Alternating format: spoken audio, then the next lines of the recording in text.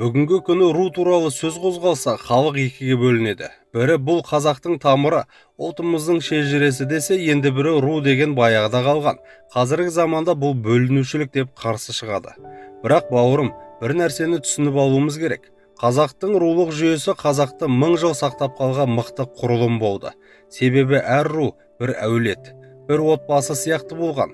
Ұлтарақта жер үшін бәрі жанын беретін, бір-бірін жатсынбайтын.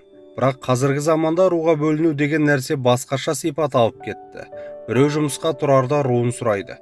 Біреу сайлауға түссе, руластары жиналып басқаны мойындамайды. Үлкен лауазымға келсе, пәлен ру қарсы болса, төген ру деп таласып кетеміз. Бұл не? Бұл нағыз рухани ауру. Ру сенің тегің, бірақ ол сенің мықтылығыңның өлшемі емес. Тек руласпын деп ақымақты қолдап, адал азаматты басып тастау нағыз әділетсіздік. Қазақтың әр руы бір бұтағы. Бұтақ-бұтақ болып бөлініп кетсек, ағашымыз қурайды. Бірақ тамырымызды ұмытпай, бір-бірімізге сүйенсек, алып бәйтерек боламыз. Сондықтан руыңды біл, сыйла, бірақ руға қарап адамды бөлме, руға қарап өшікпе. Қазақтың болашағы тек қана бірлікте. Төмендегі подписаться батырмасын басып, арнамызға тіркеліп қойыңыз. Лайк басып, пікір жазуды да ұмытпаңыз.